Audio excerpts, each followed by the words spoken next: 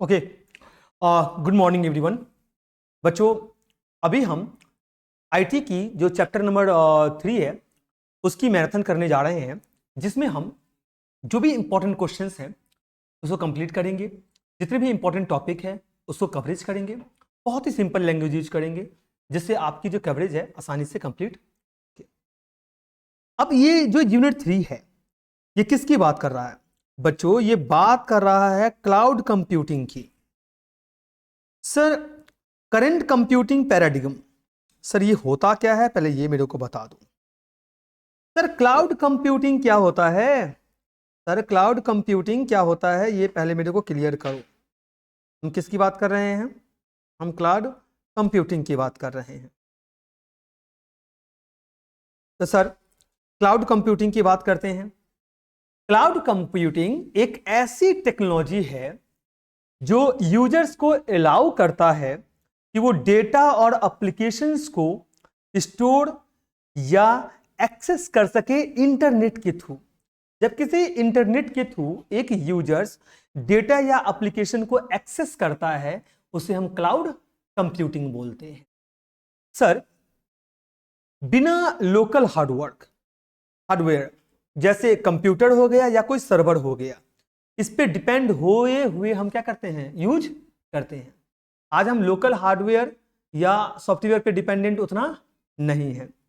इसमें आपको बच्चों सर्वर, डेटाबेस, नेटवर्क और सॉफ्टवेयर सर्विस इंटरनेट के ऊपर मिलता है। इससे जो आपका जो काम है ना उसकी स्पीड काफी हाई होती है और रिसोर्सेज जो है वो काफी फ्लेक्सिबल होती है और ये कहीं ना कहीं कॉस्ट इफेक्टिव भी होता है। आज जब जीमेल आप यूज करते हो 15 GB जो दे रहा है वो क्या है? क्लाउड कंप्यूटिंग का ही हिस्सा है। अमेजॉन के सब, अच्छा अमेजॉन आप ये मत समझना अमेजॉन सिर्फ कपड़ा बेचता है और प्रोडक्ट बेचता है। अमेजॉन का सबसे बड़ा बिजनेस किसका था? क्लाउड कंप्यूटिंग का ही था। दुनिया भर को वो सर्वर प्रोवाइड करता था। आप जाकर सर्च करोगे आपको समझ में आ जाएगा। ये काफी ज्यादा कॉस्ट इफेक्टिव होता है। तो आपको क्लाउड कंप्यूटिंग पूरी तरीके से समझ में आ चुका है। तो क्लाउड कंप्यूटिंग क्या होता है? Here are the key characteristics of cloud computing. पहला क्या बोल रहा है समझिए, बोल रहा है on demand self service. On demand self service, user can access computing resources as needed without human intervention from the service provider. Users को जब जरूरत होती है वो अपने आप कंप्यूटिंग रिसोर्सेस एक्सेस कर सकते हैं बिना किसी ह्यूमन हेल्प का। उनके द्वारा कंप्यूटर का जो ये है और रिसोर्सेस है उसको एक्सेस किया जा सकता है। दूसरा है ब्रॉड नेटवर्क एक्सेस। सर ये क्या होता है? जो भी सर्विस आपको इंटरनेट के थ्रू मिलती है और आप इन्हें अपने मोबाइल फोन, लैपटॉप, टैबलेट जैसे डिवाइसेस पर यूज करते हैं, इसलिए हम इसे ब्रॉड नेटवर्क एक्सेस बोलते हैं। थर्ड है रिसोर्सेस पूलिंग। एक ही सर्वर या रिसोर्सेस को मल्टीपल लोग यूज कर सकते हैं। जैसे जहां रिसोर्सेस का डायनामिक तरीके से एडजस्ट किया जाता है, जैसे उसका डिमांड होता है, उसे हम रिसोर्सेस पूलिंग बोलते हैं। मैं फिर से रिपीट कर रहा हूं, एक ही सर्वर या रिसोर्सेस को मल्टीपल जो लोग हैं ना वो यूज कर सकते हैं। जहां रिसोर्सेस को डायनामिक तरीके से एडजस्ट किया जाता है और उसकी डिमांड को पूरा किया जाता है, इसे हम रिसोर्स पूलिंग बोलते हैं। नेक्स्ट है rapid elasticity. Sir rapid elasticity क्या होता है? रिसोर्सेस को जल्दी से इंक्रीज या डिक्रीज किया जा सकता है। डिमांड के हिसाब से हम इसको बढ़ा सकते हैं या घटा सकते हैं ताकि जरूरत पड़ते ही सिस्टम एडजस्ट हो सके, इसे हम रैपिड इलास्टिसिटी बोलते हैं। नेक्स्ट है measured service. Cloud systems automatically track करते हैं, याद रखना, कितना रिसोर्सेस यूज हो रहा है और उसके हिसाब से उसकी बिलिंग होती है, जैसे कि स्टोरेज हो गया, बैंडविड्थ हो गया या प्रोसेसिंग पावर हो गया। ये मेजर्ड सर्विसेज में आता है। ये तो समझ में आ गया। नेक्स्ट मैं बात कर रहा हूं अब इसके बाद, there are several models of cloud computing service. बहुत सारे इसकी मॉडल्स हैं। इसका क्लाउड कंप्यूटिंग सर्विस का, जिसमें पहला क्या है, एग्जाम्स में लिख के ले लो, इन तीनों में से एक आ रहा है, IaaS। जिसे बोलते हैं infrastructure as a service, PaaS, platform as a service, SaaS. यानी कि ये सब आपके एग्जाम्स में देखने को मिलेगा, 200% लिख के दे रहा हूं, इन तीन में से एक देखने को मिलेगा। क्लाउड कंप्यूटिंग तो देखने को मिलेगा ही मिलेगा, ये भी देखने को मिलेगा।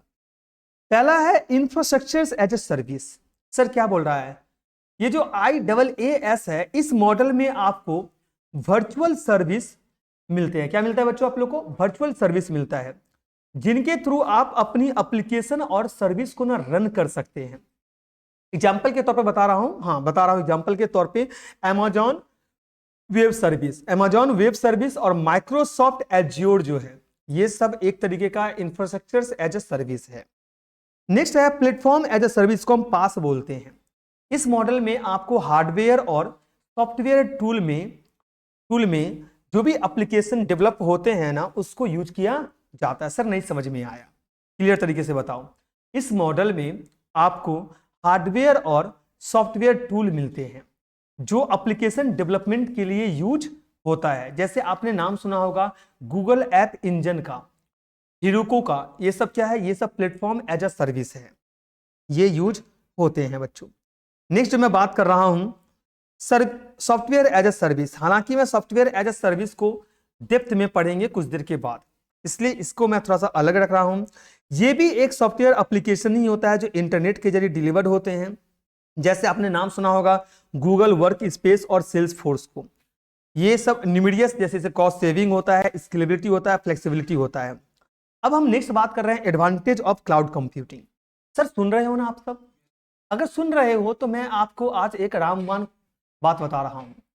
इसमें अभी मेरे मुंह से निकलेगा 3 से 4 टॉपिक। अभी तो आगे हमने जैसे जैसे नहीं, क्लाउड कंप्यूटिंग का मीनिंग देख लेना है, डिफिनेशन देख लेना है, यूसेज देख लेना है, एडवांटेज देख लेना है और डिसएडवांटेज देख लेना है, क्योंकि 10 मार्क्स आपको इस बार दे रहा है।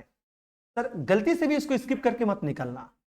IaaS, PaaS, SaaS देख लेना है, क्योंकि ये आपको आसानी से सेव कर देगा।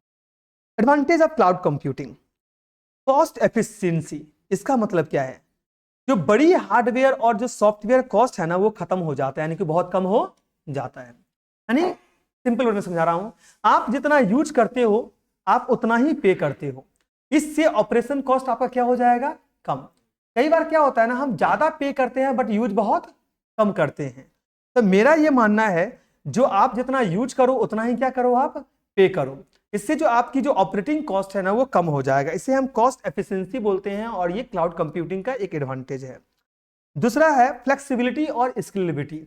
सर ये क्या है? आप इजीली रिसोर्सेस को इंक्रीज या डिक्रीज कर सकते हो एज पर नीड। जैसा आपका नीड रहेगा उसके हिसाब से आप बढ़ा भी सकते हो या घटा भी सकते हो। बिजनेस की जरूरत के हिसाब से वर्कलोड को आप एडजस्ट कर सकते हो, ये आपका फ्लेक्सिबिलिटी है। थर्ड है एक्सेसिबिलिटी। क्लाउड के थ्रू आप कहीं से भी डेटा और सर्विस को एक्सेस कर सकते हो, बस इंटरनेट कनेक्शन होना चाहिए। क्या होना चाहिए? इंटरनेट कनेक्शन होना चाहिए। अलग अलग लोकेशन से भी आप टीम के साथ काम कर सकते हो, इसीलिए हम इसको एक्सेसिबिलिटी बोल रहे हैं। क्लाउड कंप्यूटिंग एक ऐसा चीज है जो हम किसी भी लोकेशन से क्या कर सकते हैं, उसको यूज कर सकते हैं। नेक्स्ट है disaster recovery and backup. Sir ये क्या है? क्लाउड के थ्रू आप अपने डेटा बैकअप और रीस्टोर भी कर सकते हो, जो डिजास्टर रिकवरी प्लान्स को इजी बनाता है। सर सिंपल वे में समझाइए। डाउन टाइम और डेटा लॉस का रिस्क जो है ना, इसमें काफी कम हो जाएगा, और जो डेटा आपका चला गया है वो वापस क्या हो जाएगा, रिकवर हो जाएगा। Automatic update and maintenance. जो सर्विस प्रोवाइडर है ना, वो ऑटोमेटिकली अपडेट और मेंटेनेंस हैंडल करते हैं, ताकि जो सिस्टम है ना वो हमेशा अप टू डेट रहे। आईटी स्टाफ का जो वर्कलोड है ना, इससे कम हो जाएगा अगर सब कुछ क्या रहेगा, अप टू डेट रहेगा। Performances and reliability. Cloud high performances और रिलायबिलिटी ऑफर करता है, साथ ही गारंटेड अप टाइम और सर्विस लेवल भी होते हैं। जैसे अगर मैं बोलूं, रिलायबिलिटी के लिए मल्टीपल डेटा सेंटर को यहां पर यूज किया जाता है। नेक्स्ट आपका आता है सिक्योरिटी। सर क्लाउड जो है ना, cloud providers advance security measures और सर्टिफिकेशन जो है ना, वो आपको ऑफर करते हैं, जो आपके डेटा को प्रोटेक्ट करते हैं। यानी ये आपको बताता है जो आपकी जो डेटा है ना, वो पूरी तरीके से सिक्योर है। But as a human beings हमारे दिमाग में हमेशा चलता है तो 100% डेटा किसी का भी सिक्योर नहीं होता है, कि जब तक बेनिफिट्स रहेगा डेटा को कहीं ना कहीं यूज किया जाएगा। इनोवेशंस एंड स्पीड, एप्लीकेशन और सर्विस का डिप्लॉयमेंट बहुत फास्ट होता है, जो कटिंग एज टेक्नोलॉजी को एक्सेस करने में काफी इजी बनाता है, तो ये भी याद रखना। नेक्स्ट है डिसएडवांटेज ऑफ क्लाउड कंप्यूटिंग। पहला है डाउन टाइम। इंटरनेट कनेक्टिविटी पर ज्यादा डिपेंडेंट होने की वजह से अगर इंटरनेट आपका स्लो हो जाए या डाउन हो गया है ना, तो आप क्लाउड सर्विस एक्सेस नहीं कर पाओगे। जब तक आपके पास में इंटरनेट है या स्पीड है तो ही आप क्लाउड सर्विसेज यूज कर पाओगे। कहीं पर अगर नेटवर्क चला गया या आपका नेटवर्क क्या हो गया, डाउन हो गया, तो आप क्या नहीं कर सकते हो, क्लाउड सर्विसेज को यूज ही नहीं कर सकते। ये बहुत बड़ी डिसएडवांटेज है। दूसरा है सिक्योरिटी एंड प्राइवेसी कंसर्न। क्या है? Security and privacy concern. Cloud में डेटा स्टोर होने की वजह से प्राइवेसी और सिक्योरिटी का रिस्क होता है, स्पेशली जब सेंसिटिव इंफॉर्मेशन स्टोर की जा रही हो, और सेंसिटिव इंफॉर्मेशन अगर लीक हो जाएगा तो आपको बहुत ही ज्यादा नुकसान हो सकता है। थर्ड जो पॉइंट्स है यह है लिमिटेड कंट्रोल। क्लाउड में आपको इंफ्रास्ट्रक्चर्स और हार्डवेयर पर पूरा कंट्रोल नहीं मिलता है, आपको सर्विस प्रोवाइडर पर डिपेंड करना पड़ता है। वेंडर लॉक इन क्या होता है? अगर आप एक क्लाउड प्रोवाइडर से दूसरे पे स्विच करना चाहो ना, तो प्रोप्राइटरी टेक्नोलॉजी की वजह से काफी आपको मुश्किल होगा, और स्विचिंग कॉस्ट जो है ना आपका काफी ज्यादा बढ़ जाएगा। कि वेंडर क्या करता है, आपको लॉक करके रखता है। लॉक करने का मतलब है आप स्विच आसानी से नहीं कर सकते हो। हिडन कॉस्ट, क्लाउड में अनएक्सपेक्टेड कॉस्ट आ सकता है, जैसे डेटा ट्रांसफर फीस आ सकता है, स्टोरेज का खर्चा आ सकता है, एक्स्ट्रा सर्विसेज के लिए पैसे ले सकते हैं। प्राइजिंग मॉडल जो होता है ना, इसमें काफी कॉम्प्लेक्स होते हैं, जिससे प्रिडिक्ट और मैनेज करना काफी मुश्किल हो जाता है। Data transfer issue, large scale data को क्लाउड पर ट्रांसफर करना टाइम कंज्यूमिंग और कॉस्टली हो सकता है। तो बैंडविड्थ की लिमिटेशन के हिसाब से अगर मैं बात करूं तो डेटा इंटेंसिव एप्लीकेशंस को भी ये इंपैक्ट कर सकता है। Compliance and legal issue, sir ये क्या बताना चाह रहा है? लोकल लॉ और रेगुलेशंस के साथ कंप्लाई करना काफी मुश्किल होता है, स्पेशली जब आप global cloud service provider use करते हो। जैसे आपने सुना होगा गूगल जीमेल के लिए हम लोग को क्लाउड सर्विसेज देता है, अमेजॉन। डेटा सॉवरेनिटी और जुरिडिक्शन से रिलेटेड प्रॉब्लम भी आ सकता है, आपको आपकी आजादी भी क्या हो सकता है, समटाइम छीन सकता है। चलो अभी यूट्यूब पे आप एक सर्च करो, कोई मान लो कोई डेथ कर गया या कोई कंडेम्ड हो रहा है, आपको वहां पर एक मैसेज आता है। जब इस तरह कंटेंट देखना चाहते हो कि नहीं देखना चाहते, बहुत बड़ा यहाँ पर लॉ इशूज हो चुके हैं। गवर्नमेंट ने अभी नया लॉ निकाल दिया है और साफ शब्द में वहां पर लिखा हुआ रहता है जो ये कंटेंट आपको हार्म भी कर सकता है, या ये कंटेंट सही नहीं है, आप सोच समझ के क्या करिए, इस पे ये करिए। नेक्स्ट है टेक्निकल इशू। हर एप्लीकेशंस के लिए क्लाउड सर्विस सूटेबल नहीं होती है, स्पेशली लो लेटेंसी या हाई परफॉर्मेंस रिक्वायरमेंट के लिए ये सही नहीं है। एग्जिस्टिंग सिस्टम और सॉफ्टवेयर के साथ कंपेटिबिलिटी इशू भी बहुत ज्यादा आ सकता है इसमें, तो आपको ध्यान से इसमें काम करने पड़ेंगे। नेक्स्ट सर क्या है? नेक्स्ट टॉपिक्स है types of cloud computing. Sir types of cloud computing क्या है? देखो क्लाउड कंप्यूटिंग को अलग अलग टाइप्स में क्लासिफाई किया जा सकता है, उसके डिप्लॉयमेंट मॉडल या सर्विस मॉडल्स के ऊपर ये डिपेंड करता है। पहले हम देखते हैं डिप्लॉयमेंट मॉडल।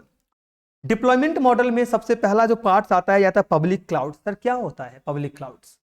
इसमें सर्विस पब्लिक इंटरनेट के थ्रू प्रोवाइड होती है। किसके थ्रू होती है? पब्लिक इंटरनेट के थ्रू सर्विस प्रोवाइड होती है, और मल्टीपल ऑर्गेनाइजेशन इन्हें शेयर करती है। आप बोल सकते हो जो भी आपका रिसोर्सेस है, जो भी आपका रिसोर्सेस क्लाउड सर्विस प्रोवाइडर है, जैसे आपने सुना होगा Amazon web service, Microsoft azure, Google cloud. हमें गूगल क्लाउड देता है ना 15 GB का फ्री स्टोरेज देता है, और दिवाली में जो है क्या नाम है उसका, जियो जो है ये 100 GB आपको फ्री देगा, लॉन्च होने जा रहा है। तो इसके पास होते हैं और वो ही इन्हें क्या करते हैं, मैनेज, यानी इन्हीं लोगों के द्वारा इन सब चीजों को क्या होता है, मैनेज किया जाता है। बिल्कुल जीमेल में 15 GB है अभी, नहीं 100 हो जाए कि कंपटीशन ही खत्म कर देगा जियो। अब जियो कंपटीशन खत्म कर देगा तो आप 100 GB नहीं करोगे तो मार्केट से बाहर हो जाओगे। जियो यूजर्स के लिए है 100 GB क्लाउड सर्विस, कम नहीं होता है, बहुत ज्यादा है। और ये मॉडल स्केलेबिलिटी या कॉस्ट एफिशिएंसी ऑफर करता है, लेकिन प्राइवेसी और सिक्योरिटी का इसमें काफी रिस्क होता है। ये अभी आपको ध्यान रखना पड़ेगा। सर जैसे अमेजॉन जो वेब सर्विस है ना आपका, ये wide range of cloud service offer करता है। पता है, आप ये मत समझना जो अमेजॉन सिर्फ वो कपड़ा बेच के पैसा कमाता है। अमेजॉन का सबसे ज्यादा इनकम जब इसकी शुरुआत हुआ था ना, उसकी कहां से आ रहा था? क्लाउड सर्विसेज से ही आ रहा था। अमेजॉन वेब सर्विसेज का पैसा आ रहा था। दुनिया भर के इंडस्ट्री कंपनी सब क्या कर रहा था? इसका वेब सर्विस यूज कर रहा था। जैसे कंप्यूटिंग पावर हो गया, स्टोरेज और डेटाबेस इसका यूज होता था। नेक्स्ट बताइए, माइक्रोसॉफ्ट एज्यूर जो है ये भी सेम ही है, इसका भी गूगल क्लाउड प्लेटफॉर्म है। Google computer engine, Google cloud storage, Google Kubernetes engine सब प्रोवाइड करता है। सर प्राइवेट क्लाउड क्या होता है ये बता दो मेरे को। ये मॉडल सिर्फ एक ऑर्गेनाइजेशन के लिए होता है। इसमें रिसोर्सेस और डेटा पर ज्यादा कंट्रोल होता है। एक ऑर्गेनाइजेशन के लिए होता है जहां पर रिसोर्सेस और डेटा पर ज्यादा कंट्रोल होता है। प्राइवेट क्लाउड का जो है ना, आप अपने प्रीमाइसेस पर या थर्ड पार्टी प्रोवाइड के थ्रू होस्ट कर सकते हो, याद रखना। इसमें सिक्योरिटी और कंपेरेबिलिटी जो है ना, कंप्लायंसेस, वो काफी अच्छा होगा क्योंकि आपको प्रोवाइड कर रहा है, ये लोग प्राइवेट सर्विस प्रोवाइड कर रहा है। लेकिन कॉस्ट और मेंटेनेंस कॉम्प्लेक्सिटी काफी हाई होगा। कोई भी चीज, अगर कोई बच्चा मेरे को बोले सर मेरे को प्राइवेट क्लासेस चाहिए, उसको मैं प्राइवेट क्लासेस अगर प्रोवाइड करूं तो इसका मतलब है जो उसको एक प्रोफेशनल का जो फीस है ना, वो बहुत हाई कॉस्ट में क्या करना पड़ेगा? पे करना पड़ेगा। जनरल क्लासेस देना और एक सेपरेट क्लासेस देने में काफी फर्क होता है। एक प्रोफेशनल्स का, एक प्रोफेशनल को आप हायर कर रहे हो, इसका मतलब क्या है, जो आपको जो कॉस्टिंग होगा वो काफी ज्यादा होगा, ज्यादा पे करना पड़ेगा। तो ये होता है। सर समझ में आ रहा है कि नहीं आ रहा है? जैसे बोल रहा है वीएम वेयर वर्सेस क्लाउड, ये टेक्नोलॉजी अलाउ करता है कि ऑर्गेनाइजेशंस अपने प्राइवेट क्लाउड क्रिएट कर सके। ओपन स्टॉक एक ओपन सोर्सेस प्लेटफॉर्म है जो प्राइवेट क्लाउड्स बनाने के लिए यूज होता है, याद रखना। आईबीएम क्लाउड, इसका तो नाम सब जानते हो, आईबीएम का। ये प्राइवेट क्लाउड इन्वायरमेंट प्रोवाइड करता है जो कवर्नेट्स और डॉकर के साथ आता है, याद रखना। सर नेक्स्ट क्या है? हाइब्रिड क्लाउड है। सर हाइब्रिड क्लाउड क्या होता है सर, बता दो मेरे को। हाइब्रिड क्लाउड में पब्लिक और प्राइवेट क्लाउड को कंबाइन किया जाता है जिससे डेटा और एप्लीकेशन इनके बीच इजीली शेयर किया जा सके। क्लियर कि नहीं है? दूसरा, इसमें फ्लेक्सिबिलिटी होता है, स्केलेबिलिटी होता है और कॉस्ट एफिशिएंसी मिलती है, लेकिन सेंसिटिव डेटा पर कंट्रोल भी मेंटेन करना होता है। तीसरा, ये मॉडल उन बिजनेस के लिए परफेक्ट है जिन्होंने डायनामिक वर्कलोड्स या रेगुलेटरी रिक्वायरमेंट्स हैंडल करनी होती है। डायनामिक मतलब जो काम अपना किसमें करता है? ब्रॉड में करता है। जो काम अपना ब्रॉड में करता है उसको मेंटेन करने के लिए इसको यूज किया जाता है।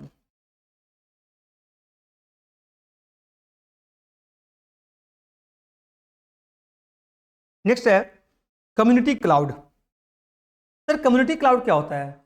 ये इंफ्रास्ट्रक्चर एक स्पेसिफिक कम्युनिटी के लिए शेयर किया जाता है जो सिमिलर गोल्स या रिक्वायरमेंट रखती है, जैसे हेल्थ केयर या फाइनेंशियल सर्विस। जो बैंक का काम करता है, जो हॉस्पिटल का काम करता है, उसके लिए कम्युनिटी क्लाउड प्रोवाइड किया जाता है। इस मॉडल में कम्युनिटी मेंबर्स के बीच कोलैबोरेशन और कॉस्ट शेयरिंग होता है। इसमें कंट्रोल करना, सिक्योरिटी और कॉस्ट एफिशिएंसी को बैलेंस किया जा सकता है। सर डाइकॉम ग्रिड क्या है? डाइकॉम ग्रिड हेल्थ केयर ऑर्गेनाइजेशंस के लिए मेडिकल इमेज डेटा को स्टोर करता है और शेयर्स करने के लिए यूज किया जाता है। Sir cloud for science and research क्या है? साइंटिफिक रिसर्च कोलैबोरेशंस के लिए यह एक कम्युनिटी क्लाउड है। और गवर्नमेंट क्लाउड क्या होता है? गवर्नमेंट एंटिटीज के लिए share cloud services resources provide किया जाता है। जैसे AWS का आपने नाम सुना होगा, government cloud design for US government agency जो है, इसके लिए ये सब डिजाइन किया गया है। इतना आसानी से कोई भी डेटा क्या नहीं हो सकता है? लीक नहीं हो सकता है। तो ये ध्यान में रखना, तो डेटा लीक हो जाएगा इतना आसान तो सर मेरे को नहीं लगता है। Next question, what is service oriented approach? SOA क्या होता है मॉडर्न कंप्यूटिंग के लिए? पहले समझ लो सर्विस ओरिएंटेड अप्रोच क्या है। सर्विस ओरिएंटेड अप्रोच जो है ना, या इसको आर्किटेक्चर्स भी बोल सकते हो, एक ऐसा डिजाइन अप्रोच है जो मॉडर्न कंप्यूटिंग में यूज होता है। इस अप्रोच में सर्विस को क्रिएट करना, मैनेज करना और डिलीवर किया जाता है। इसके थ्रू सर? नेटवर्क के थ्रू। SOA का मेन फोकस एप्लीकेशंस को अलग अलग छोटे मॉड्यूल्स यानी कि सर्विसेज में तोड़ना होता है जो एक दूसरे के साथ कम्युनिकेट कर सकता है बिना डायरेक्टली डिपेंडेंट हुए। मॉड्यूलरिटी का मतलब क्या है? की प्रिंसिपल्स क्या है? देखो, एप्लीकेशंस को छोटे सेल्फ कंटेंट यूनिट्स जिसे सर्विस बोलते हैं उसमें डिवाइड किया जाता है, जो स्पेसिफिक बिजनेस फंक्शंस पे परफॉर्म करता है। रीयूजेबिलिटी क्या है? सर्विस को इस तरह डिजाइन किया गया है कि वो अलग अलग एप्लीकेशन और बिजनेस प्रोसेस में दोबारा यूज किया जा सके, यानी एक ही चीज को हम क्या कर सकते हैं, मल्टीपल टाइम यूज कर सकते हैं। इंटरऑपरेबिलिटी क्या होता है, प्यूरेबिलिटी क्या होता है, समझिएगा। सर्विस स्टैंडर्ड प्रोटोकॉल्स है, उसका ये यूज करता है। आपने नाम सुना होगा HTTP का, SOAP का और REST का। ये अलग अलग प्लेटफॉर्म और टेक्नोलॉजी के साथ कंपेटेबल हो सकता है और इसको यूज किया जाता है। लूज कुपलिंग क्या होता है सर? ये सर्विस एक दूसरे के साथ वेल डिफाइंड इंटरफेस के थ्रू इंटरेक्ट करते हैं। नहीं सर, समझ में आया? जैसे डिपेंडेंसी कम हो जाएगा आपका और इंडिपेंडेंटली आप उसको आसानी से क्या कर सकते हो, मॉडिफाई कर सकते हो, इसलिए एक दूसरे को क्या किया जाएगा, एक्सेस किया जाएगा। डिस्कवरेबिलिटी क्या होता है? सर्विस को कैटलॉग में रखा जाता है और जब जरूरत हो तब उन्हें दूसरे सर्विसेज या एप्लीकेशन के थ्रू डिस्कवर और इन्वॉल्व किया जा सकता है। कंपोजिबिलिटी क्या होता है, ये समझ लीजिए। कॉम्प्लेक्स एप्लीकेशंस को, मल्टीपल सर्विस को एक साथ जो है ना ये करके बनाया गया है, जिससे फ्लेक्सिबिलिटी भी होता है और स्केलेबिलिटी भी होता है। सर इतना याद नहीं रखना है, बस ये याद रखना है कि काम को बहुत आसान कर देता है, एक दूसरे को कनेक्ट कर देता है, चीज़ों को बहुत इजी कर देता है हमारे लिए, और इसको हम आसानी से यूज कर सकते हैं, इसको इन्वॉल्व कर सकते हैं। सर बेनिफिट्स क्या है?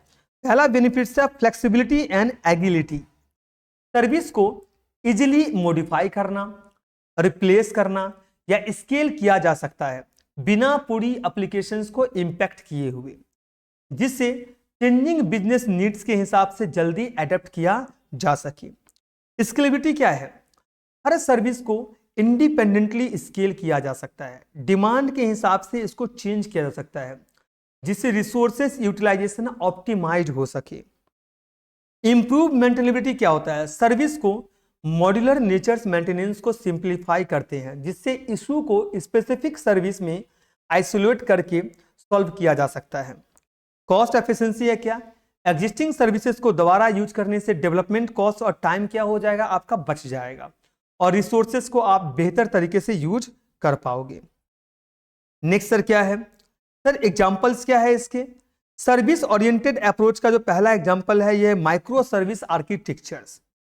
एसओए का एक ये वेरिएंट है, जैसे कोविड का बहुत सारे वेरिएंट्स था, तो एसओए का भी यह एक वेरिएंट है, जिसमें एप्लीकेशन को छोटी छोटी सर्विस के कलेक्शंस के रूप में बिल्ड किया जा सकता है। हर सर्विस अपने इंडिपेंडेंट प्रोसेस में काम करती है और HTTP, REST जैसे लाइट वेट मैकेनिज्म्स के थ्रू कम्युनिकेट करती है। सर वेब सर्विस क्या है? वेब पर जो भी सर्विसेज आपका अवेलेबल है उसकी अपनी स्टैंडर्ड एक प्रोटोकॉल है। आपने नाम सुना होगा सिंपल ऑब्जेक्ट एक्सेस प्रोटोकॉल यानी SOAP, और रेस्ट रिप्रेजेंटेशन स्टेट ट्रांसफर, इसको ये लोग यूज करते हैं। सर क्लाउड सर्विस सबको पता है, क्लाउड प्रोवाइडर अलग अलग सर्विस जैसे यास हो गया, पास हो गया, सास हो गया, ये ऑफर करते हैं, जो डिमांड के हिसाब से इंटीग्रेट और इनेबल की जा सकती है, जिससे आपकी जो काम है वो काफी फ्लेक्सिबल हो जाएगा। API इकोनॉमी क्या है? बिजनेस अपने फंक्शनलिटी को API यानी कि एप्लीकेशन प्रोग्रामिंग इंटरफेस के रूप में एक्सपोर्ट करती है, जिससे थर्ड पार्टी जो है ना वो डेवलपर्स उन्हें यूज करके एप्लीकेशंस बना सके, तब जाकर के आज हमारे और आपके सामने डिफरेंट एप्लीकेशंस यूज हो रहा है। अब यूज केस में पहला है ई-कॉमर्स। ई-कॉमर्स में क्या आता है सर? आपके पेमेंट गेटवे होता है जहां से आप पेमेंट करते हो, इन्वेंट्री मैनेजमेंट होता है, कस्टमर रिलेशनशिप मैनेजमेंट होता है। इसको अलग अलग सर्विस के रूप में इंटीग्रेट करके कंप्रीहेंसिव ई-कॉमर्स प्लेटफॉर्म बनाया जा सकता है। दूसरा है financial service.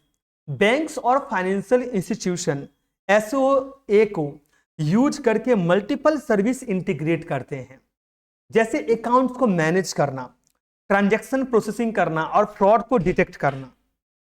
Health care, patient का रिकॉर्ड रखना, अपॉइंटमेंट का शेड्यूल बनाना, बिलिंग सर्विस को इंटीग्रेट करके एक seamless health care management systems बनाना। टेलीकम्युनिकेशन, सर्विस प्रोवाइडर SOA को यूज करके कम्युनिकेशन सर्विस जैसे वॉइस, वीडियो और मैसेजिंग को मैनेज करते हैं और डिलीवर करते हैं। नेक्स्ट है आपका what is virtualization. Sir virtualization क्या है?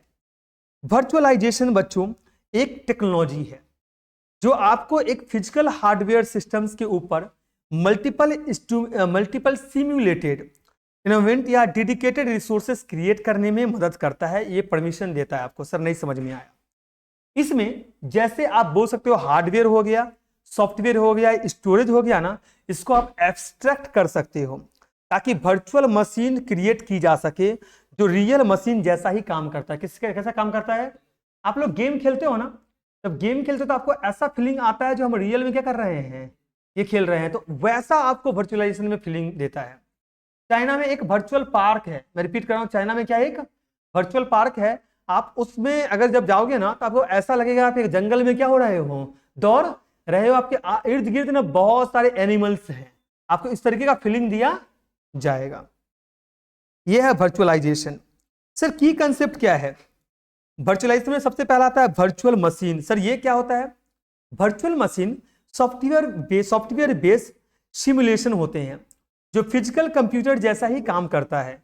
हर वर्चुअल मशीन अपने ऑपरेटिंग सिस्टम्स और एप्लीकेशंस को रन करता है और दूसरे वर्चुअल मशीन से इंडिपेंडेंट ये होते हैं और आसान तरीके से ये काम कर सकता है। फिर हाइपर विजर्स। सर क्या है? हाइपर विजर्स एक सॉफ्टवेयर लेयर होती है जो वर्चुअलाइजेशन को इनेबल करती है और ये हार्डवेयर और वर्चुअल मशीन्स के बीच काम करती है और रिसोर्सेस को मैनेज भी करती है।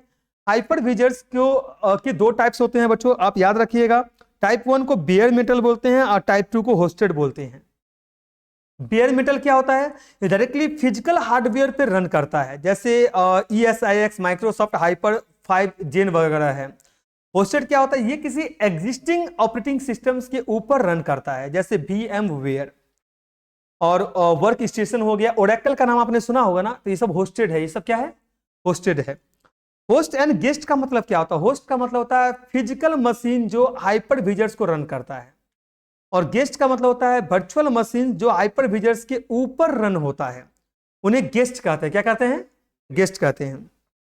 स्नैपशॉटिंग क्या होता है? स्नैपशॉट्स आपको स्पेसिफिक टाइम पे एक वर्चुअल मशीन्स की स्टेट्स को कैप्चर करने की परमिशन देता है। आजकल हम लोग स्नैपशॉट यूज करते हैं ना, आप खाना खा रहे हो, स्नैप पिक्चर ली और क्या कर दिया आपने, बेसिकली आप लगभग वही समझो जिसे आप बैकअप या रिकवरी के लिए यूज कर सकते हो। वर्चुअल नेटवर्क क्या होता है? वर्चुअलाइजेशन वर्चुअल नेटवर्क का क्रिएशन भी एक इनेबल होता है जिससे रियल नेटवर्क एनवायरनमेंट की सिमुलेशन किया जा सकता है और वर्चुअल मशीन्स के बीच नेटवर्क ट्रैफिक को मैनेज किया जा सकता है। बेनिफिट्स क्या है वर्चुअलाइजेशन का, ये देख लीजिए। बेनिफिट्स बता रहा हूं, समझ लीजिए। पहला पॉइंट है resources efficiency. Multiple virtual machines को एक सिंगल फिजिकल मशीन्स पर रन करने से फिजिकल हार्डवेयर का फुल यूटिलाइजेशन होता है, जिससे एडिशनल हार्डवेयर की जरूरत बहुत कम हो जाती है। अगर एक ही हार्डवेयर से बहुत सारी चीजें हम कर लें तो हमारा काम क्या हो जाएगा? बहुत आसान हो जाएगा और हमारा खर्चा बहुत कम हो जाएगा। कॉस्ट सेविंग, कैपिटल और ऑपरेशनल कॉस्ट रिड्यूस होती है क्योंकि हार्डवेयर को कंसोलिडेट किया जा सकता है और एनर्जी एफिशिएंसी इंप्रूव होती है। फ्लेक्सिबिलिटी, इजिली आप रिसोर्सेस को अप या डाउन कर सकते हो या नया वर्चुअल मशीन्स को टेस्ट एनवायरनमेंट में ऐड या रिमूव कर सकते हो अपनी जरूरत के हिसाब से। आइसोलेशन, हर वर्चुअल मशीन इंडिपेंडेंट होता है, एक वर्चुअल मशीन्स के इशू दूसरे वर्चुअल मशीन्स को इंपैक्ट नहीं करता है। डिजास्टर रिकवरी एंड बैकअप्स, वो मैं बता चुका हूं ऑलरेडी, आप सबको बच्चों पता है। नेक्स्ट चलते हैं, लीगल सपोर्ट मिलता है, मैनेजमेंट से इंप्रूव होता है। टाइप्स ऑफ वर्चुअलाइजेशन, किसकी बात कर रहे हैं? Types of virtualization. पहला है सर्वर वर्चुअलाइजेशन। फिजिकल सर्वर को मल्टीपल वर्चुअल मशीन्स में पार्टीशंस किया जाता है जिसमें हर वर्चुअल मशीन्स अपने ऑपरेटिंग सिस्टम्स और एप्लीकेशन रन करता है, जैसे VMware, VSphere, Microsoft hyper 5। Desktop virtualization क्या है? डेस्कटॉप इन्वायरमेंट को वर्चुअल मशीन्स के ऊपर सर्विस पे रन किया जाता है जिससे यूजर्स अपने डेस्कटॉप्स को रिमोटली एक्सेस कर सकता है, जैसे सिट्रिक्स वर्चुअल्स एप्स या डेस्कटॉप्स वगैरह हैं। एप्लीकेशन वर्चुअलाइजेशन क्या है? एप्लीकेशंस को एक वर्चुअल एनवायरनमेंट में इनकैप्सुलेट्स किया जाता है, जिससे वो अपने ऑपरेटिंग सिस्टम्स को आइसोलेट कर सकता है। सर नहीं समझ में आया। थीन ऐप, माइक्रोसॉफ्ट ऐप में जो भी आपकी ऑपरेटिंग सिस्टम है ना, उसको क्या कर सकते हो, आइसोलेट कर सकते हो। नेटवर्क वर्चुअलाइजेशन सर क्या है? वर्चुअल नेटवर्क क्रिएट करना, जिससे आपके रियल जो फिजिकल नेटवर्क है वो इंडिपेंडेंट होकर के मैनेज किया जा सके और आपको कोई दिक्कत नहीं हो। स्टोरेज वर्चुअलाइजेशन सर क्या होता है? मल्टीपल फिजिकल स्टोरेज जो रिसोर्सेस है उसको पूल करके एक सिंगल वर्चुअल स्टोरेज में डिवाइस में उसको कन्वर्ट करना या कंसोल करना या उसको मैनेज करने को हम लोग स्टोरेज वर्चुअलाइजेशन से बोलते हैं, जैसे IBM वगैरह करता है। यूज केसेस क्या है? पहला है cloud computing. Virtualization cloud computing के लिए एक फंडामेंटल टेक्नोलॉजी है जो IaaS, PaaS और SaaS के डिलीवरी मॉडल्स को इनेबल करती है। दूसरा है development and testings. Development virtual इसको जो भी हमारा वर्चुअलाइजेशन है, वर्चुअल मशीन्स को यूज करके आइसोलेट टेस्टिंग एनवायरनमेंट क्रिएट करता है जो इजिली रीसेट या रिप्लिकेट किए जा सकते हैं। Server consolidation, organization multiple physical server एक या दो पावरफुल सर्वर में कंसोलिडेट करता है, जिससे स्पेस, पावर और कूलिंग रिक्वायरमेंट कम हो जाती है। Disasters recovery, virtualization disaster recovery को एनहेंस करता है, जिसमें क्विक बैकअप और रिस्टोरेशन इजीली किया जा सकता है। नेक्स्ट जो सर हमारा है ये है आपका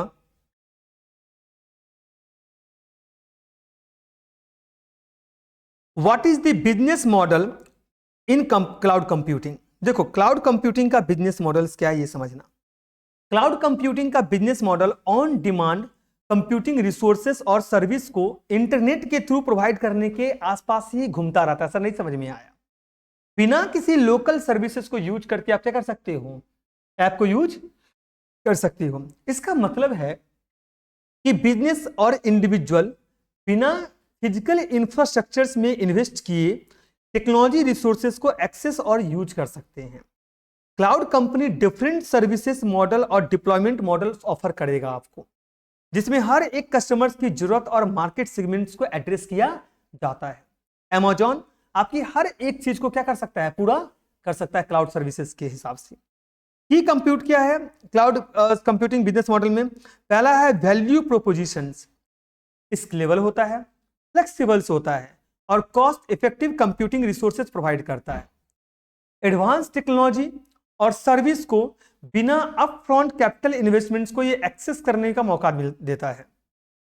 बिजनेस को एगिलिटी मिलती है, जिससे वो अपने एप्लीकेशन और सर्विस को जल्दी डिप्लॉय और मैनेज कर सके। कस्टमर सेगमेंट सर क्या है?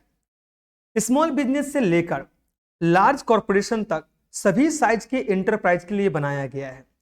स्टार्टअप जो स्केलेबल और अफोर्डेबल इंफ्रास्ट्रक्चर ढूंढ रहे हैं उनके लिए है, जैसे मेरे जैसे लोग जिनके पास में करोड़ों रुपया नहीं है, तो उनके लिए ये सबसे क्या है, बेस्ट है, ताकि हम क्या कर सके, उसको यूज कर सके। गवर्नमेंट और पब्लिक सेक्टर ऑर्गेनाइजेशंस के लिए है, इंडिविजुअल डेवलपर्स और IT प्रोफेशनल्स के लिए है, एजुकेशनल इंस्टीट्यूशन और रिसर्च ऑर्गेनाइजेशंस के लिए है। चैनल्स क्या है इसका? ऑनलाइन प्लेटफॉर्म और पोर्टल्स के थ्रू सेल्फ सर्विस प्रोवाइड करता है, मैनेज करता है। इंटरप्राइज कस्टमर्स के लिए डायरेक्ट सेल्स टीम्स अवेलेबल करते हैं। पार्टनर्स, नेटवर्क और रीसेलर्स को ये इंक्लूड करते हैं। क्लियर है? और थर्ड पार्टी एप्लीकेशन और सर्विस के लिए मार्केट प्लेस भी होता है। कस्टमर रिलेशनशिप सर इसका क्या है समझो। सेल्फ सर्विस और ऑटोमेटेड सपोर्ट्स ऑनलाइन पोर्टल और डॉक्यूमेंटेशन के थ्रू दिया जाता है। इंटरप्राइज कस्टमर्स के लिए डेडिकेटेड अकाउंट मैनेजर्स और कस्टमर सपोर्ट्स होते हैं। कम्युनिटी सपोर्ट्स और फोरम भी यहां पर अवेलेबल होते हैं। नेक्स्ट चलते हैं सर, रेवेन्यू स्ट्रीम्स क्या होगा। रेवेन्यू स्ट्रीम्स की बात करते हैं। सबसे पहले तो समझो कोई भी सर्विस आपको प्रोवाइड किया जा रहा है तो उसके लिए सब्सक्रिप्शन फीस लगता है। तो सर्विसेज को एक्सेस करने के लिए रेगुलर सब्सक्रिप्शन फीस आपको पे करने पड़ते हैं। पे एज यू गो प्राइसिंग्स, ये भी याद रखना सर। ये क्या होता है रेवेन्यू स्ट्रीम्स में? आप जितना यूज करते हो आपको उतना ही पे करना पड़ेगा। लाइसेंस फीस, स्पेसिफिक सॉफ्टवेयर या प्लेटफॉर्म के लिए लाइसेंस फीस देना पड़ता है। प्रोफेशनल गाइडेंस अगर आपको मिल रहा है तो उसके लिए कंसल्टिंग फीस, सर्विसेज फीस देना पड़ेगा। अगर थर्ड पार्टी सर्विसेज या एप्लीकेशंस के लिए मार्केट प्लेस है तो उसकी ट्रांजेक्शन से भी रेवेन्यू क्रिएट हो रहा है तो उसके लिए भी पे करना पड़ेगा। की रिसोर्सेज सर क्या है? पहला है डेटा सेंटर और इंफ्रास्ट्रक्चर्स। डेटा सेंटर और फिजिकल रिसोर्सेज जो क्लाउड सर्विसेज रन करता है उसके लिए भी आपको देखना पड़ता है। दूसरा है नेटवर्किंग एंड कनेक्टिविटी सॉल्यूशंस, जो भी रिलायबल इंटरनेट है या नेटवर्क सर्विस सब इसमें आता है। सॉफ्टवेयर प्लेटफॉर्म आता है, डेवलपर के लिए डेवलपमेंट के लिए रिक्वायर्ड टूल्स और प्लेटफॉर्म दिए जाते हैं। क्लियर है सर यहां तक? सिक्योरिटी एंड कंप्लायंस फ्रेमवर्क भी है, डेटा सिक्योरिटी और कंप्लायंस के लिए रिसोर्सेस है। स्किल टेक्निकल और सपोर्ट स्टाफ जो सिस्टम्स को मैनेज करिए उनके लिए है। की एक्टिविटी सर क्या है ये भी बता दो। डेटा सेंटर और इंफ्रास्ट्रक्चर्स को मेंटेन करना, क्लाउड सर्विसेज और प्लेटफॉर्म को डेवलप करना, कस्टमर सपोर्ट और अकाउंट्स को मैनेज करना, उसके बाद मार्केटिंग और सेल्स एफर्ट्स बनाना, सिक्योरिटी और कंप्लायंस को इंश्योर करना, ये इसकी की एक्टिविटी है। सर की पार्टिसिपेंट क्या है? हार्डवेयर और सॉफ्टवेयर की जो वेंडर है उसके साथ में कनेक्ट करना, टेलीकॉम प्रोवाइडर के साथ में जोड़ना, इंडिपेंडेंट सॉफ्टवेयर वेंडर के साथ में कनेक्ट करना, सिस्टम को इंटीग्रेट करना, कंसल्टिंग फर्म के साथ में कनेक्ट करना, चैनल पार्टनर और रीसेलर के साथ में कनेक्ट करना। सर कॉस्ट स्ट्रक्चर्स क्या है? डेटा सेंटर और इंफ्रास्ट्रक्चर के लिए ना इनिशियल तो कुछ ना पैसा लगाना पड़ेगा। जैसे मेरे पास में आज सेटअप बैठा है तो इनिशियल पैसा लगाना पड़ा, बिना इनिशियल इन्वेस्टमेंट्स का हो सकता था? ये सारी चीजें पॉसिबल नहीं है। मेंटेनेंस पावर कूलिंग के लिए रेगुलर ऑपरेशन कॉस्ट लगता है। टेक्निकल सपोर्ट और सेल्स स्टाफ के लिए सैलरी पे करना पड़ता है। मार्केटिंग कैंपेन और सेल्स एक्सपेंसेस जरूरी होता है। डेटा सिक्योरिटी और कंप्लायंस के लिए जो रिलेटेड कॉस्ट है वो भी पे करना पड़ेगा। सर ये तो समझ में आ गया। अब आते हैं common types of cloud computing business model.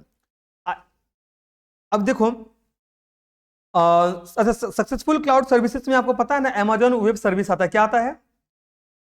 Microsoft azure आता है, गूगल क्लाउड प्लेटफॉर्म आता है। ये याद रखना, इसमें तीनों में से कुछ भी आ सकता है एग्जाम्स में। क्लियर है बच्चों?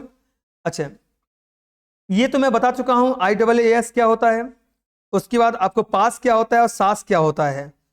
Deliver software application over the internet on subscription basis पे आपको सब कर, जैसे Salesforce, Microsoft Office, Google work space.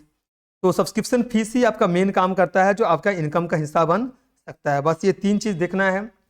Next sir जो हम बात कर रहे हैं क्लाउड कंप्यूटिंग में डेटा स्टोरेज एंड बैकअप होता है, डिजास्टर रिकवरी बात कर चुका हूं, web hosting, application development and testings होते हैं, ये है बिग डेटा एनालिसिस होते हैं।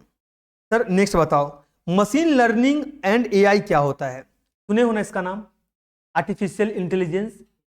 क्लाउड बेस्ड टूल्स और सर्विसेज का यूज करके मशीन लर्निंग मॉडल या AI एप्लीकेशंस को बिल्ड और डिप्लॉय किया जा सकता है।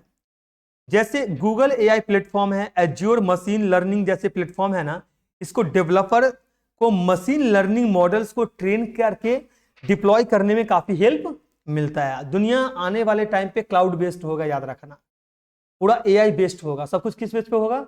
हर चीज में AI होगा। ज्यादा समय नहीं है, अभी बड़े बड़े कंपनी काम कर रहा है, 3 4 5 6 महीने बाद आपको बर्स्ट देखने को मिलेगा, आपको बहुत बड़े लेवल पे AI का यूज देखने को मिलेगा आपको। Content delivery and media streaming, global users को लो लेटेंसी के साथ कंटेंट और स्ट्रीमिंग मीडिया डिलीवर किया जाएगा। जैसे नेटफ्लिक्स का आपने नाम सुना होगा, ये नेटवर्क डिलीवर करता है कंटेंट, मूवी और टीवी शो को ग्लोबली क्या करता है? स्ट्रीम करता है। नेटफ्लिक्स है और क्या है? अमेजन वगैरह है। इंटरनेट ऑफ थिंग्स क्या है? क्लाउड प्लेटफॉर्म्स को यूज करके IoT यानी कि इंटरनेट ऑफ थिंग्स, मैं लिख देता हूं, ये आपका शॉर्ट क्वेश्चन में आ सकता है 2 मार्क्स में। Internet of things, cloud platforms को यूज करके IoT डिवाइस को डेटा को मैनेज और एनालाइज करने के लिए यूज किया जाता है। क्लाउड प्लेटफॉर्म को यूज करके IoT डिवाइस के डेटा को मैनेज और एनालाइज किया जाता है। कोलैबोरेशन एंड प्रोडक्टिविटी क्या है? रिमोट वर्क को इनेबल करना और क्लाउड बेस्ड प्रोडक्टिविटी टूल्स के थ्रू कोलैबोरेशंस को एनहेंस करने के लिए यूज होता है। सर कस्टमर रिलेशनशिप मैनेजमेंट बता चुका हूं। Cloud based customer relationship management systems को यूज करके कस्टमर रिलेशंस और सेल्स प्रोसेस को मैनेज किया जाता है। सर ERP क्या है? क्लाउड बेस्ड ERP सिस्टम्स को यूज करके कोर बिजनेस प्रोसेस को इंटीग्रेट और मैनेज किया जाता है। सोचो हर चीज में, जैसे SAP यूज करते हो कि नहीं करते हो? SAP किसके लिए यूज होता है? बिजनेस मॉडल के लिए यूज होता है, काम को काफी आसान कर देता है। हेल्थ केयर बात कर चुके हैं, पेशेंट का रिकॉर्ड रखना, स्टोर करना, हेल्थ केयर एप्लीकेशंस को रन करना, मेडिकल रिसर्च परफॉर्म करना, ये सब ई कॉमर्स क्लाउड प्लेटफॉर्म को यूज करके ई कॉमर्स प्लेटफॉर्म को डेवलपमेंट और मेंटेनेंस किया जा सकता है, जैसे उसकी हाई अवेलेबिलिटी को इंश्योर किया जा सकता है। सर क्लियर है ना? एजुकेशन, स्टूडेंट्स और एजुकेटर्स के लिए ऑनलाइन लर्निंग प्लेटफॉर्म और रिसोर्सेज प्रोवाइड किया जाता है क्लाउड सर्विसेज के जरिए। गेमिंग, गेमिंग क्या है? क्लाउड के थ्रू ऑनलाइन गेम्स को होस्ट और स्ट्रीम करके ताकि वर्ल्ड वाइड प्लेयर क्या कर सके? एंजॉय कर सके। फाइनेंशियल सर्विस, क्लाउड में फाइनेंशियल एप्लीकेशंस रन करता है, ट्रांजैक्शंस प्रोसेस करना, मार्केट डेटा को एनालाइज करना, सारा काम अब बैंक कहां से हो रहा है? ऑनलाइन हो रहा है। Sir media and entertainments, cloud based tools को यूज करके डिजिटल कंटेंट को प्रोड्यूस, एडिट और डिस्ट्रीब्यूट किया जा सकता है। सर समझ में आ रहा है कि नहीं आ रहा है? नेक्स्ट है आपका green computing. Sir green computing क्या है? यह एक ग्रीन आईटी है। क्या है? ग्रीन आईटी, इसके नाम से भी हम इसको जानते हैं। इसका मतलब है जितने भी इंफॉर्मेशन टेक्नोलॉजी सिस्टम्स है ना, उसको डिजाइन करना, मैन्युफैक्चर्स करना, यूज करना और डिस्पोज करना, वो इस तरीके से करना जिससे इन्वायरमेंट जो है ना उस पर कोई इम्पैक्ट ना पड़े, यानी इन्वायरमेंटल इम्पैक्ट जो है ना वो बहुत मिनिमम हो जाए। इसमें कंप्यूटर, प्रिंटर, नेटवर्किंग डिवाइसेस जैसे सिस्टम्स को इफेक्टिव और एफिशिएंट तरीके से इस्तेमाल किया जाता है ताकि इन्वायरमेंट पे मिनिमम या ना के बराबर इम्पैक्ट हो। एनर्जी एफिशिएंसी क्या है? कंप्यूटर और रिलेटेड सिस्टम्स को पावर कंजम्पशन रिड्यूस किया जाता है। यहाँ पर सस्टेनेबल रिसोर्सेज को ये लोग मैनेज करते हैं बच्चों। कैसे? आईटी इक्विपमेंट्स के मैन्युफैक्चरिंग में रिसाइक्लेबल और बायोडिग्रेडेबल मटेरियल को यूज किया जाता है। हैजार्डस मटेरियल्स को यहाँ पर मिनिमम किया जा सकता है जिससे कोई नुकसान ना हो। वेस्ट को रिड्यूस किया जाएगा। उसके बाद आईटी ऑपरेशन के साथ associated green house gas emissions को क्या कर देगा? रिड्यूस कर देगा।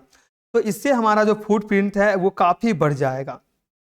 इससे हमारा एनवायरमेंट को प्रोटेक्ट करते हैं क्योंकि हमारा जो ई वेस्ट है, ई वेस्ट जो है ना वो रैपिडली ग्रो कर रहा है और अगर इसको प्रॉपरली डिस्पोज नहीं किया गया तो पॉल्यूशन और हेल्थ जो है ना वो दोनों हैजार्ड्स हो सकता है।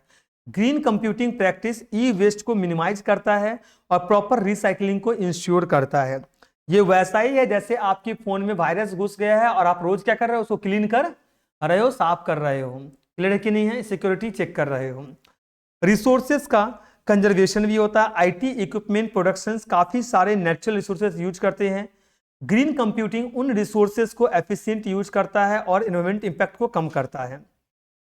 एनर्जी एफिशिएंसी है, कार्बन फुटप्रिंट को ये डिक्रीज करता है और एनर्जी कंजम्पशंस को भी ये रिड्यूस करता है। और सबसे बड़ी बात बताऊं, ये कॉस्ट सेविंग है। एनर्जी एफिशिएंट हार्डवेयर और ऑप्टिमाइज डेटा जो है ना, ये सेंटर एनर्जी जो है ना ये बिल्स को रिड्यूस करता है। कूलिंग और मेंटेनेंस कॉस्ट भी ग्रीन कंप्यूटिंग के थ्रू कम हो जाती है। क्लियर है कि नहीं है? ये आपको समझ में आ गया। नेक्स्ट जो आपको बच्चों पढ़ना है ग्रीन कंप्यूटिंग के बाद, ये आपका है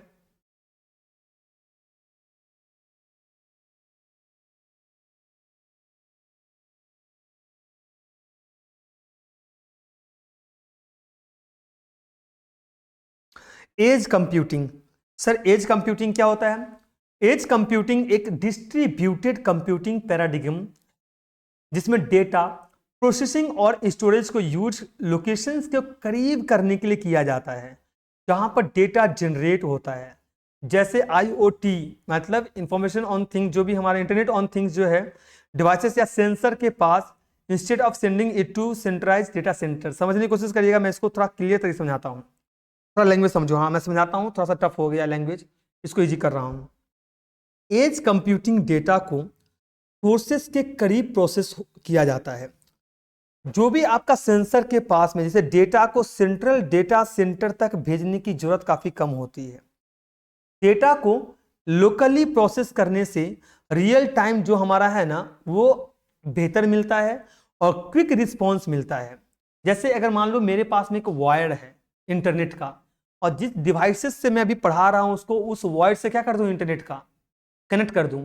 इससे हमारा इंटरनेट का जो स्पीड है ना वो काफी फास्ट हो जाएगा।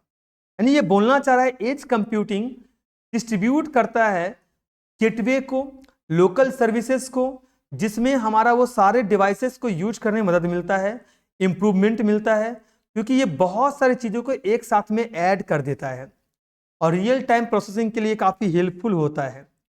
डेटा सेंटर तक जाने में आपको काफ़ी मदद करेगा, आपकी टाइम को बहुत रिड्यूस कर देगा। जितने भी आपकी सेंसिटिव डेटा है उसको यूज कर कर वो अपने पास में रखता है, सिक्योरिटी प्रोवाइड करता है, जिससे आपका जो सिक्योरिटी है ना ये इम्प्रूव करता है और डेटा को इंटरनेट के थ्रू ट्रांजिट करता है, ट्रांसमिट करता है और ये सब करने से उसकी आपकी जो डिपेंडेंसी है ना वो बहुत कम हो जाता है और एक ऑर्गेनाइजेशन अपने डेटा को सॉवरेनिटी और प्राइवेसी रेगुलेशन को इजीली कंप्लाई कर सकता है। ये बहुत ही जरूरी हो जाता है कहीं ना कहीं। बस ये पढ़ना है, इसके अलावा कुछ और पढ़ना नहीं है। ये चैप्टर्स नंबर 3 जो है आपका कंप्लीट हो गया। थैंक यू सो मच बच्चों। उसके बाद हम चैप्टर नंबर 4 और 5 आज करवा देंगे।